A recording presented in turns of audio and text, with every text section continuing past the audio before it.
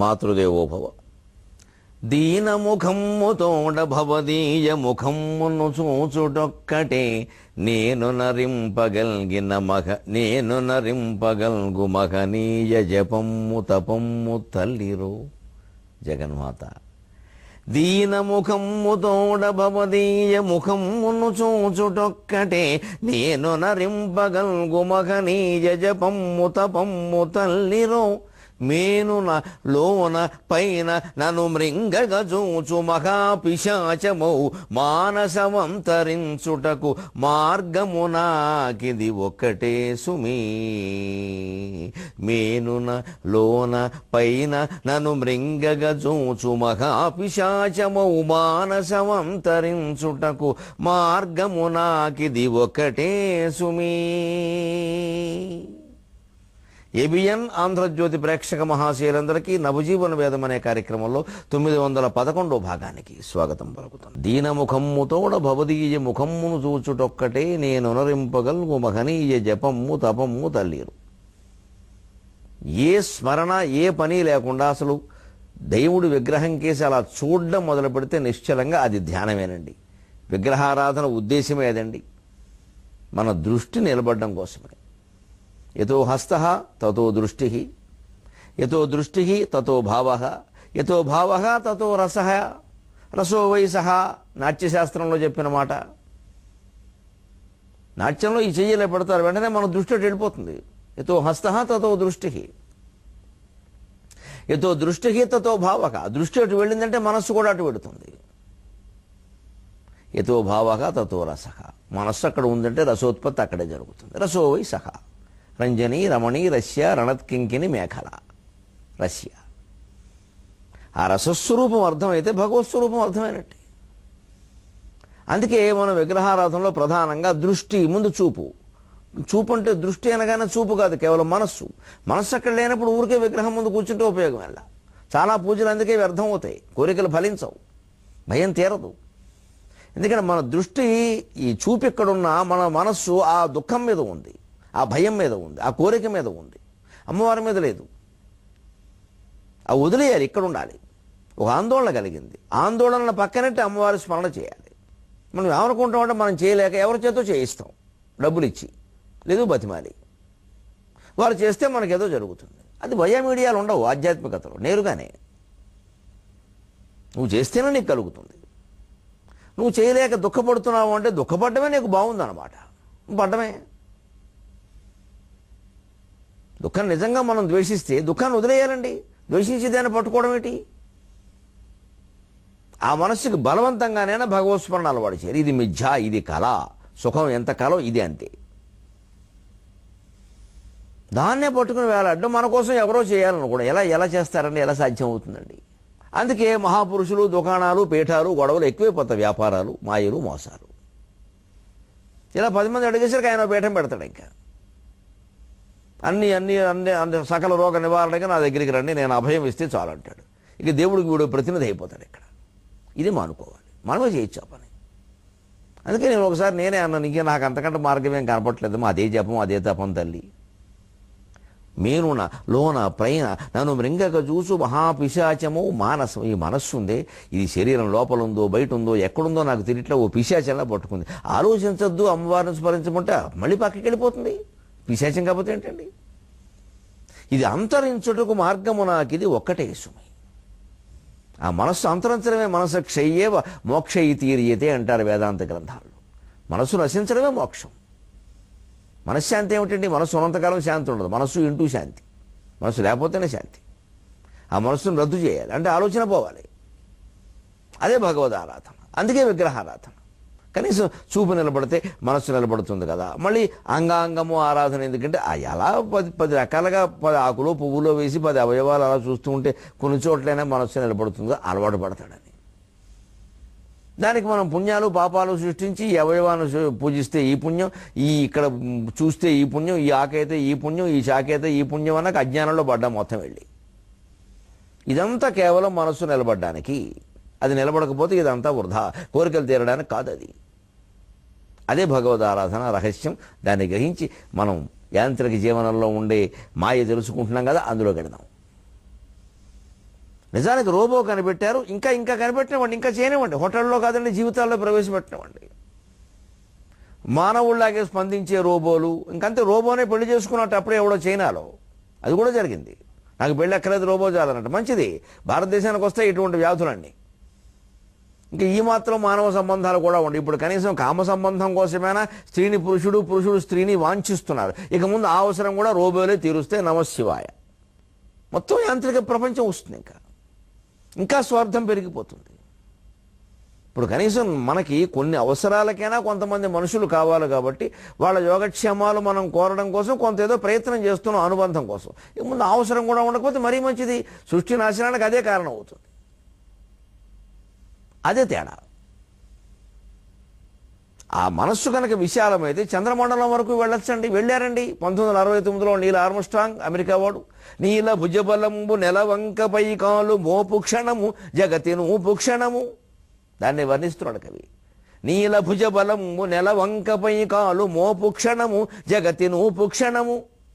అంతరిక్షమెల్ల సంతలో సరుకయ్యే కలలకైనా చంద్రశిరలకైనా.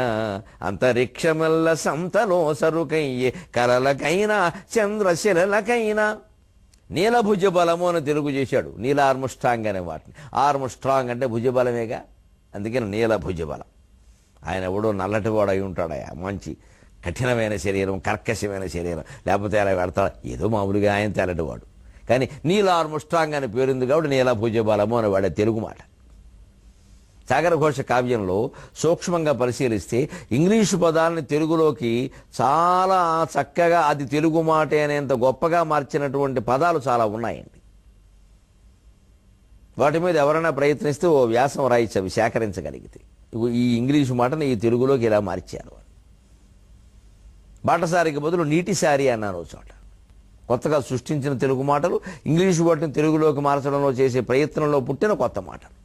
నీలభుజ బలము అటువంటిది.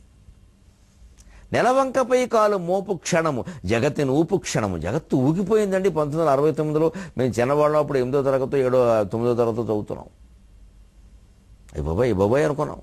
చంద్రుడి మీద కాలు పెట్టేట, చంద్రుడి మీద కాలు పెట్టేట అనగానే రకరకాల పురాణ కథలన్నీ గుర్తొచ్చాయి. తార కనపడిందా, చంద్రుడు కనపడ్డా?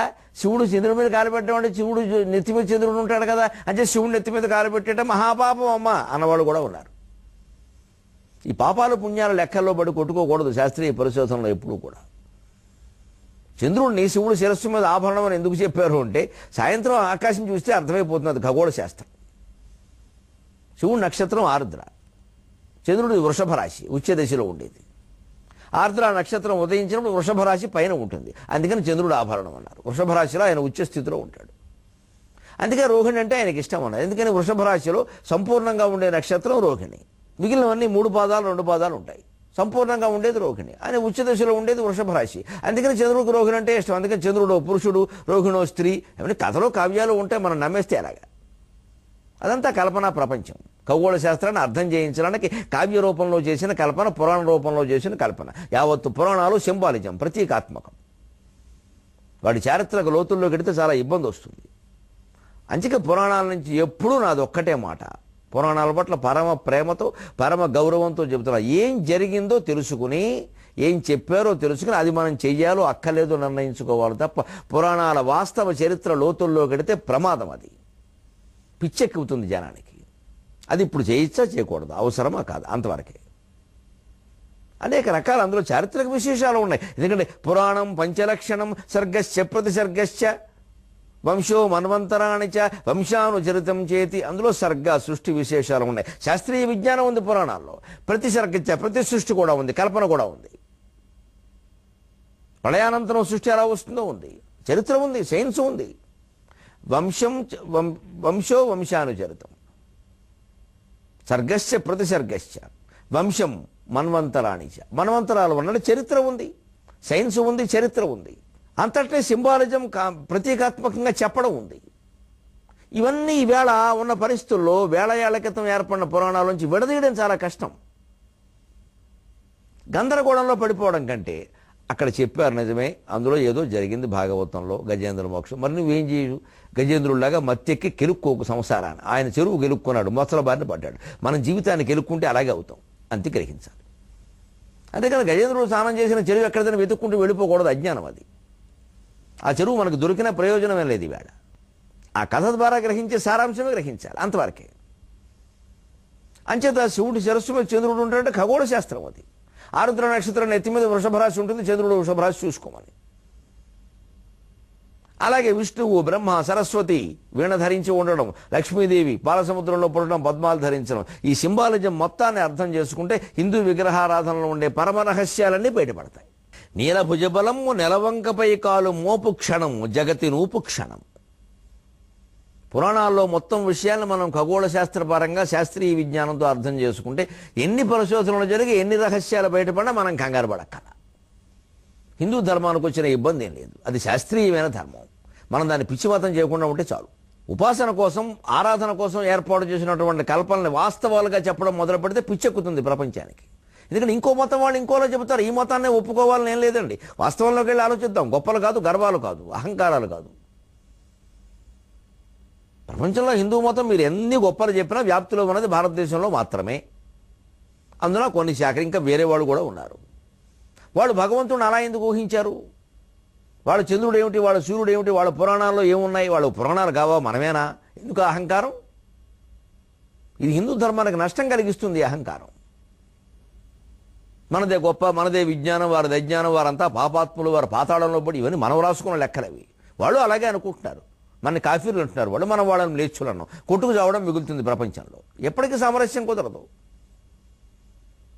అంటే సామరస్యం జ్ఞాన మార్గంలోనే జరుగుతుంది, అద్వైతం ద్వారానే జరుగుతుంది, శంకరాచార్య సిద్ధాంతం ద్వారానే జరుగుతుంది. ఏకమేవ అద్వితీయం బ్రహ్మ అనేది గ్రహిస్తేనే జరుగుతుంది. ప్రపంచమంతా ఒకే ధర్మం, అదే అద్వైతం. ఒకే మతం, అదే అద్వైతం. ఏకమేవ అద్వితీయం బ్రహ్మ. ఎవరి ఊహల వారివి, ఎవరి భావాలు వారివి, ఎవరి చరిత్రలు వారివి, ఎవరి సంస్కారాలు వారివి. అన్నిట్లోనూ వాస్తవాలు ఉన్నాయి, అన్నిట్లోనూ కల్పనలు ఉన్నాయి. అప్పుడు ప్రపంచంలో ఏ మతం మధ్యలోనూ భేదం అనేది ఉండదండి. మనం అంతిమంగా కోరుకోవలసింది అదేనండి. అప్పుడే సామరస్యం, శాంతి సాధ్యమండి. లేకపోతే గదలు, బాణాలు తప్పితే ఏం మిగలవండి ఇక్కడ. ఈ విశాల భావం అందరం గ్రహించవలసిందే. ముఖ్యంగా హిందుత్వంలో ఉన్నదే విశాల భావన. కృణవంతో విశ్వమార్యం అంటే అర్థం అది. అందరికీ నామాలెట్టమని కాదు అర్థం. విశ్వం అంతా ఒక్కటే. ఎవరు ఏ మతంలోనే ఉండని, ఏ భావనైనా చేసుకొని. మనది శాస్త్రీయమైన ధర్మం. దాన్ని చట్టుబడిన ధర్మం చేయకల. ఎన్ని ఆవిష్కరణలు జరిగినా మనకు వచ్చిన భయం అలా, అవన్నీ బయటపడుకొద్ది మంచిది. మరింతగా తత్వం తెలుస్తుంది. జగతిని ఊపేసిన క్షణం అది కాలుమోపు క్షణము. అంతరిక్షం వల్ల సంతలో సరిగా. ఇంతలోనే కవి విమర్శ ఏమిటంటే, ఏమైందయ్యా చంద్రమండలానికి వెళ్ళావు, ఏం చేశావు? అంతరిక్షం సంతలో సరుకు అయింది, అమ్ముకుంటున్నారు ఇక్కడ కూర్చొని. అమెరికాలో మేము చూసి వచ్చాం, స్వయంగా వెళ్ళి అక్కడి నుంచి తెచ్చిన రాయి అని పెట్టాను. నేను ముట్టుకుని కూడా వచ్చేసే. మామూలు భూమండలంలో ఉండే, విశాఖపట్నంలో కొండల్లో ఉండే రాయికి దానికి తేడా ఏం లేదు. అంటే మొత్తం పదార్థం అంతా ఒక్కటే. ఇంకేమిటి చంద్రమండలానికి వెళ్ళి సాధించేది, అంగారకుడి దగ్గరికి వెళ్ళి సాధించేది కొత్తగా. ఏ దృశ్యం తన్నశ్యం. పదార్థం మిగలదు, చంద్రమండలం కూడా మిగలదు. అక్కడ రాయి, అక్కడ పుస్తకం, అక్కడ పెన్నం, అక్కడ మట్టి. ఇంకా ఈ మట్టికి ఆ మట్టికి తేడా ఏముంది? ఇంకా అలాగే ఉంటాయండి. ఇంత చేసి ఏమి సాధించాం? కానీ విదేశాలలో ఒక తత్వంలో గొప్పతనం మనం గ్రహించాల్సిందండి. చంద్రమండలానికి వెళ్ళడానికి మూలం, మనిషి పంపడి సాహసం చేయడానికి మూలం ఒక కుక్క. దాని పేరు లైకా.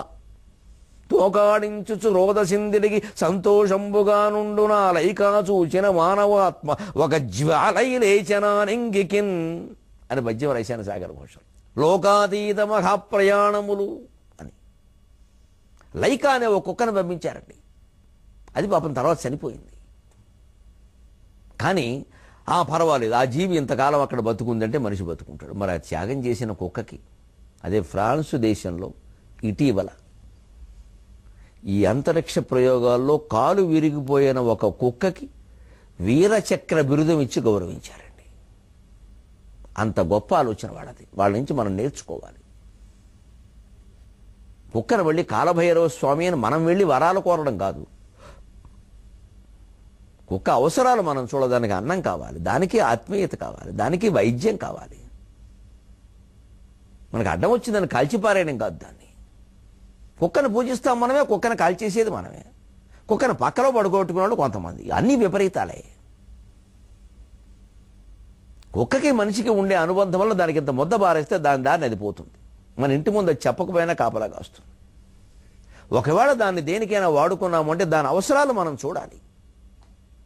అది ఫ్రాన్స్ వాళ్ళు చూశారు, సన్మానం చేసి దాని మెడలో పతకం వేశారు. దానికి తెలియకపోవచ్చు, వాళ్ళ అనుబంధం, వాళ్ళ ఆనందం పొందారు, వీడియోలు తీసుకున్నారు.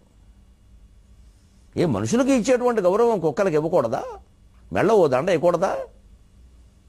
అది ఎప్పుడూ ప్రపంచానికి మేలు చేసినప్పుడు, ఇంకా మన కోరికలు తీరడానికి దండలు వేయడం కాదు. మేము కుక్కల్ని పూజిస్తారు, ఓ దండ వేస్తారు, దానికి పసుపు రాస్తారు, కుంకుమ రాస్తారు, దాని దగ్గర చేరి కోరికలు కోరతారు. కోరికలు కోరడం ఏంటండి? కుక్కల్ని అర్థం లేకుండా.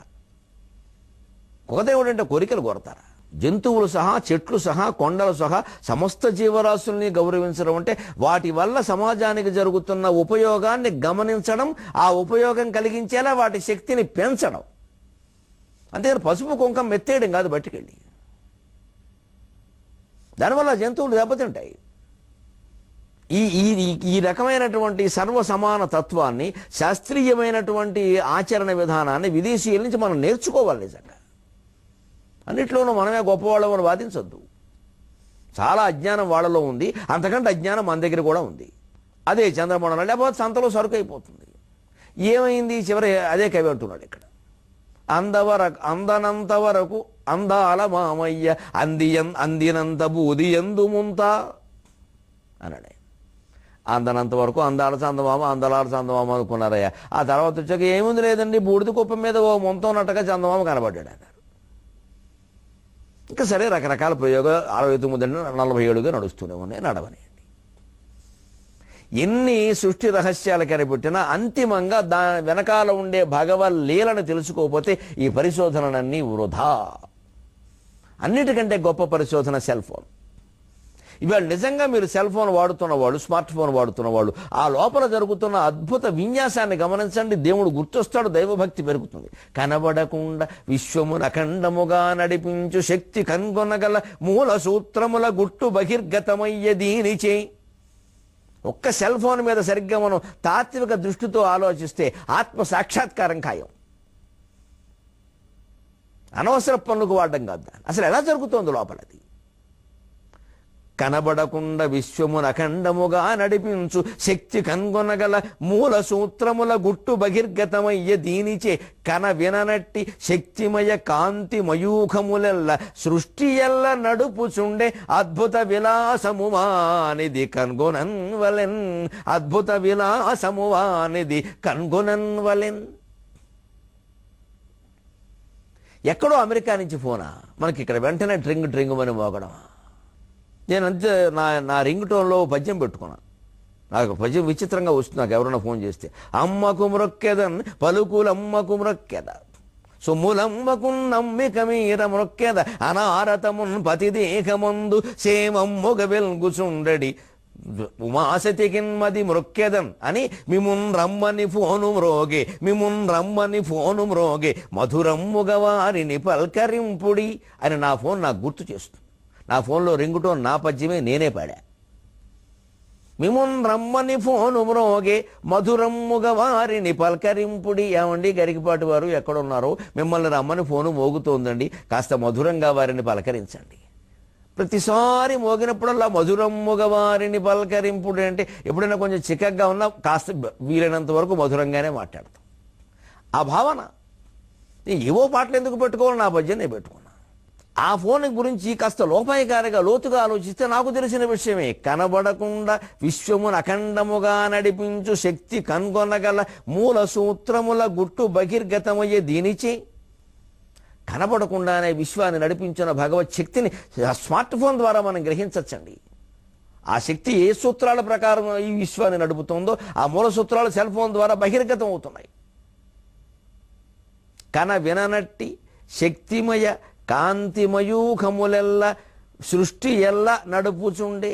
మనకి కనబడని వినబడని పరమశక్తిమయమైన కాంతి తరంగాలు ఈ సృష్టి నడుపుతున్నాయనే విషయం అర్థం కావట్లేదా? సెల్ ఫోన్లో ఉండే వైర్లు ఎంత సన్నగా ఉంటాయండి. అవన్నీ ఏవో ఇలా జోడిస్తే ఆ కాంతి తరంగాలని ఇలా కనబడడం. ఇవాళ కేవలం మాట వినబడ్డవేనా బొమ్మలు? ఇంటర్నెట్ ద్వారా సమస్త ప్రపంచం, ఫోన్లోనే అన్ని వ్యవహారాలు. కేవలం కాంతి తరంగాల ద్వారా ఇది నడుస్తుంది అంటే భగవంతుణ్ణి కాంతిగానే వర్ణించారే. ఉద్యద్భాను సహస్రాభ అన్నారే లలితా సహస్రంలో. 1000 మంది సూర్యులతో సమానంగా ప్రకాశిస్తుందంటే అమ్మవారి యొక్క శక్తి కాంతి తరంగం కాదా అండి? అర్థం లేదా? ఆలోచించద్దా? మనం అమ్మవారు అనగానే చీర గట్టి కుంకం బొట్టోడు పెట్టి 4 చేతులు 3 ముఖాలు పెట్టగానే ఇక అదే అని కూర్చున్నాం అంతే. మనం ఇక్కడ విశ్వమంతా ఆవరించిన శక్తి అమ్మవారంటే. ఆ శక్తిని మనం భావించడానికి చేసిన రూపకల్పనే ఒక స్త్రీ. ఆ శక్తి స్త్రీ కాదు, పురుషుడు కాదు. అది పుంస్త్వానికి స్త్రీత్వానికి అతీతమైన శక్తి. అందుకే శివధర్మంలో దాన్ని అర్ధనారీశ్వర శక్తి అన్నారు. మనం అర్ధనారీశ్వరుని గౌరవిస్తాం, అర్ధనారీశ్వర స్వరూపాలైన నపుంసకులను అవమానిస్తాం, మన మాటల్లో అవమానిస్తాం, కనిపించినా అవమానిస్తాం. మన ఆరాధనలు విచిత్రంగా ఉంటాయి. కుక్కను పూజిస్తాం కాలభైరవ స్వామిగా, కుక్కలన్నీ కాల్చేయాలని అంటాం. అశ్వాన్ని పూజిస్తాం హయగ్రీవ స్వామిగా, అశ్వాన్ని మనం వాడుకోవడం లేదా అమ్మేయడం, గుర్ర పందాలు ఆడడం. అశ్వాన్ని బతకనీయం మనం. ఇలాగా రకరకాల జంతువులను పూజించే దేశం అని చెప్పుకోవడం కాదండి. ఆ జంతువులకు ఏం చేస్తున్నాం మనం? వాస్తవంగా వాటిని బతకనిస్తున్నామా? ఓ ఎద్దును నందీశ్వరులను గౌరవిస్తాం, పల్లెటూళ్ళలో మాత్రం ఎద్దు బీజకణాలు పనిగట్టుకుని సుత్తి పెట్టి కొట్టేస్తారండి. మనుషులో పశువులో అర్థం కాదు. సుత్తి పెట్టి కొట్టేస్తారండి. బీజకణాలు ఉంటే అది పనిచేయదండి వ్యవసాయానికి. దుర్మార్గం అండి అది. మన్నాలా కొడితే మనకు లోకమైంది ఎద్దు. పైగా పల్లెటూరు భాష మీకు తెలియదు, విచిత్రంగా ఉంటుంది. అది మా చిన్నతనంలోనే వినేవాళ్ళం. అది సంతానానికి పనికొచ్చేదాన్ని వృషభం అంటారు, ఆంబోత్ అంటారు. పనికి రాకుండా కేవలం వ్యవసాయానికి పనికొచ్చేదాన్ని ఎద్దు అంటారు. భాష వేరుగా ఉందండి. ఓ పక్క నందీశ్వరుడు అంటాడు, శివుడు గుళ్ళో ఎక్కడ నందికి దండం పెడతాడు, ఎద్దు బీజగణాలు చెతకొట్టేస్తాడు. నిజంగా మనం ఎద్దును గౌరవించాలి, అయితే శిలా విగ్రహం రూపంలో ఉన్న ఎద్దును గౌరవిస్తామా? మనకి జీవుల కంటే శిలా విగ్రహాలు ఎక్కువ అయ్యాయా? ఆ శిలా విగ్రహం రూపంలో ఉన్న ఎద్దును అంత గౌరవిస్తున్నామంటే నిజంగా ఉన్న ఎద్దును ఎలా చూడాలి? దాన్ని దాన్ని బతకనివ్వాలి కదండి. దాని బీజగణాలు చెతకట్టడానికి మనమే వాళ్ళమండి. అంటే మన ఇష్టం. ప్రపంచం అంతా జంతువులన్నీ, సమస్తమైన చెట్లు కొండలు అన్నీ మనం చెప్పినట్టు వినాలి, మనకు ఉపయోగపడాలి, మన దోపిడీకి సహకరించాలి. మరి మనిషికి ఎందుకు సృష్టి సహకరిస్తుందండి? మండింది ఎండ 49 డిగ్రీలు మండింది, ఇంకెంత మండుతుందో తెలియదు. కారణం ఇదే కదా. ఏ జీవరాశిని మనం ప్రేమించినప్పుడు, వాటిని బతికే అవకాశం వాటికి ఇవ్వనప్పుడు అవి మన క్షేమం అవేందుకు కోరుకుంటాయండి? అవన్నీ ఉసురు పెడుతున్నాయి, శాపం పెడుతున్నాయి మనకి. మమ్మల్ని బతకనేటప్పుడు మీరెందుకు బతకాలరా అని. పిచ్చుకలు లేవు, చిలకలు లేవు, కోకిలలు లేవు. మన సెల్ ఫోన్ల కారణంగా మనం ఇంకా పెంచాము, తగ్గించామా? ఇదివరకు పెద్దవాళ్ళు వాడేవారు, ఇప్పుడు గుంటలు వాడుతున్నారు, బొడ్డోడన గుంటలు వాడుతున్నారు ఫోన్లు. ఇంకెందుకు ఉంటాయి పిచ్చుకలు? ఈ భయంకరమైన యంత్రాల వాడకం తగ్గిస్తే, సమస్త జీవరాశిని ప్రేమిస్తే భగవత్తత్వం అర్థం. ఒక్క సెల్ ఫోన్ అర్థమైతే కానీ వెననట్టి శక్తిమయ కాంతిమయూఖములల్లా సృష్టి ఎలా నడుపుతుండే. అక్కడి నుంచి ఇక్కడికి శబ్దం రావడం, అక్కడి నుంచి ఇక్కడికి దృశ్యం రావడం, ఇక్కడ నొక్కితే అక్కడ ఏదో జరగడం, అయితే మధ్యలో కాంతి తరంగాలు పనిచేయట్లేదు. అలాగే భగవత్ శక్తి మొత్తం విశ్వం అంతా నిండి ఉంది. ఆ శక్తి, ఆ పవర్, దట్ ఈస్ గాడ్. అంటే అబద్ధం ఎక్కడ ఉందండి? భగవంతుడు నిరూపించడం ఏంటంటే అర్థం లేకుండా నిరూపించాలా వేరే? ఆ శక్తి భగవంతుడు. దాన్ని విగ్రహమే అనేసరికి అర్థం కాకుండా పోయింది. అది ఇక ఊరికి ఆరాధన కోసం, అనుభూతి కలగడం కోసం విగ్రహాన్ని పెట్టుకోవయ్యా అంటే ఇక అది మూలమనే బయలుదేరి. అందుకే వివేకానందుడు ఒళ్ళు మండి అంటాడు, దేవుణ్ణి విగ్రహాన్ని దేవుడిగా భావిస్తే పర్వాలేదు, కానీ దేవుణ్ణి విగ్రహంగా భావించకండి అన్నాడు. ఒక విగ్రహాన్ని మీరు దేవుడిగా భావించండి తప్పులా, కానీ దేవుణ్ణి విగ్రహం చేసేస్తే అలాగా? విగ్రహ మాత్రుడు కాదు దేవుడు, విశ్వమూర్తి. విశ్వమూర్తిర్మహామూర్తిర్ దీప్తమూర్తిరనేకమూర్తి అవ్యక్త శతమూర్తి శతానన ఏకోనైకశ్చత కక్యం. సర్వము నిండినటువంటి విష్ణుమూర్తి అండి. ఎత్తత్పదమనుత్తమం. ఈ విశాల భావాన్ని అర్థం చేసుకుందాం, విశ్వమానవులుగా బతుకుతాం. అందుకు మూలమైనటువంటి వైదిక ధర్మం లోతుల్లోకి వెళ్ళి పరిశోధన చేద్దాం. సెలవు.